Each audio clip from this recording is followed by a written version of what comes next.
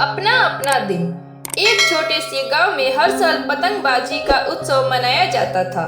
यह दिन गांव के बच्चों और बड़ों के लिए खास होता था, क्योंकि यही दिन था जब हर कोई अपनी अपनी पतंगों को आकाश में उड़ाता था। आसमान रंग बिरंगी पतंगों से सजा होता था और बच्चे दिन भर उन पतंगों के पीछे भागते रहते थे। लेकिन इस साल पतंग उड़ाने का दिन किसी के लिए खुशी का था तो किसी के लिए यह दुखों का कारण बन गया। गांव में 3 मुख्य पात्र थे, राघव, मोहन और सुनीता। राघव और मोहन बचपन के दोस्त थे, जबकि सुनीता गांव के स्कूल में शिक्षिका थी। राघव और मोहन दोनों की जिंदगी में एक खास जड़ थी, पतंगे।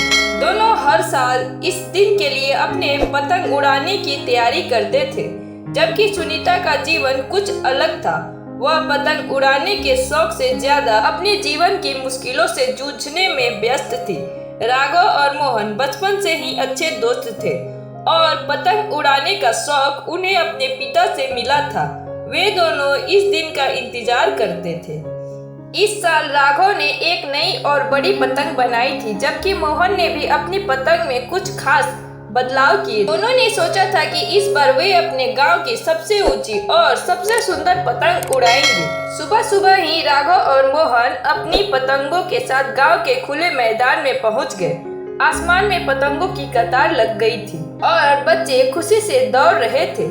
राघव ने अपनी पतंग को उड़ा दिया और वह ऊंचाई में जाने लगी। मोहन की पतंग भी आसमान में उड़ रही थी, लेकिन अचानक मोहन की पतंग का धागा टूट गया और वह नीचे गिरने लगी। मोहन ने जोर से शोर मचाया, लेकिन उसकी पतंग गिर गई। राघव ने देखा और मुस्कुराते हुए कहा, कोई बात नहीं मोहन, हर बार जीतने का मौका नहीं मिलता, पर फिर से कोशिश करनी चाहिए। मोहन ने हिम्मत नहीं हारी और अगले कुछ मिनटों में उसने अपनी पतंग को फिर से सही किया और उसे उड़ाना शुरू कर दिया। उधर सुनीता का जीवन बिल्कुल अलग था। उसकी जिंदगी में पतंग उड़ाने का कोई स्थान नहीं था। वह एक अकेली महिला थी और उसके जीवन में बहुत संघर्ष था। सुनीता के पिता अर्जुन एक साल पहले सड़क दुर्घटना में घायल हो गए थे और उनकी तबीयत ठीक नहीं थी। इस कारण सुनीता को परिवार की सारी जिम्मेदारियां संभालनी पड़ी। वह दिन रात स्कूल में बच्चों को पढ़ाती और शाम को घर का काम करती। पतंग उड़ाने का समय उसके पास कभी नहीं था। सुनीता का दिल हर साल इस दिन थोड़ा दुखी हो जाता था, क्योंकि वह अपने बच्चों और गांव के बाकी लोगों को खुशी से पतंग उड़ाते देखती थी, लेकिन वह खुद अपनी जिंदगी के दर्द में डूबी रहती थी। इस दिन उसे हमेशा अपनी खोई हुई खुशियां याद आती थी। इस दिन राघव और मोहन की पतंगे आसमान में उड़ती रही और दोनों दोस्तों ने मिलकर पूरी दुनिया से बेखबर होकर अपने संघर्षों को भुलाकर इस दिन को आनंदित किया। वहीं सुनीता अपने घर पर बैठी अपने पति के पास थी, उनके स्वास्थ्य की चिंता करती हुई। उसे यह दिन हमेशा दूसरों के खुश रहने का दिन लगता था, लेकिन उसकी अपनी जिंदगी में खुशी कहीं खो गई थी। सुनीता ने सोचा, अगर मेरे जीवन में कुछ अच्छे पल होते तो मैं भी इस दिन को खुशी से मना सकती। उसे याद आया कि जब वह छोटी थी तो उसके पिता उसे और उसकी बहन को पतंग उड़ाने के लिए ले जाते थे। वह अपने बच्चों के साथ ऐसे ही खुशी के पल बिताने का सपना देखती थी, लेकिन वर्तमान में उसकी जिंदगी इतने बोझों से भरी हुई थी कि वह कभी खुश नहीं हो पाती थी। दिन भर पतंग उड़ाने का उत्सव चल रहा था और सुनीता अपने घर के अंदर बैठी हुई थी। तभी अचानक उसकी छोटी बहन रिया उसके पास आई। रिया ने कहा, दीदी, इस साल तुम मेरे साथ पतंग उड़ाने चलोगी? सुनीता ने थोड़ी देर के लिए रिया को देखा और फिर धीरे से कहा, मेरे पास समय नहीं है रिया, मुझे घर के काम करने हैं और अर्जुन की देखभाल करनी है।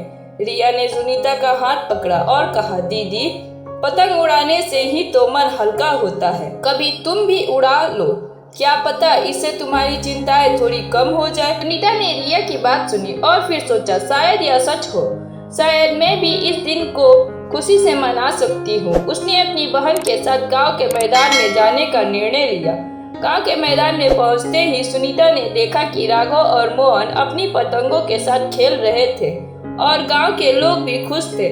सुनीता ने धीरे से एक पतंग ली जो उसके पास पड़ी थी। रिया ने उसे धागा थमाया और कहा, चलो दीदी, इसे उड़ा कर देखो। सुनीता ने कुछ देर पतंग को पकड़े रखा और फिर उसे आकाश में उड़ाने की कोशिश की। पतंग थोड़ी देर के लिए हवा में लहराई और फिर गिर गई, लेकिन इस बार सुनीता को उस गिरने में भी कुछ खुशी मिली, क्योंकि उसने महसूस किया कि जीवन में गिरने के बाद भी उठने की हिम्मत रखनी चाहिए।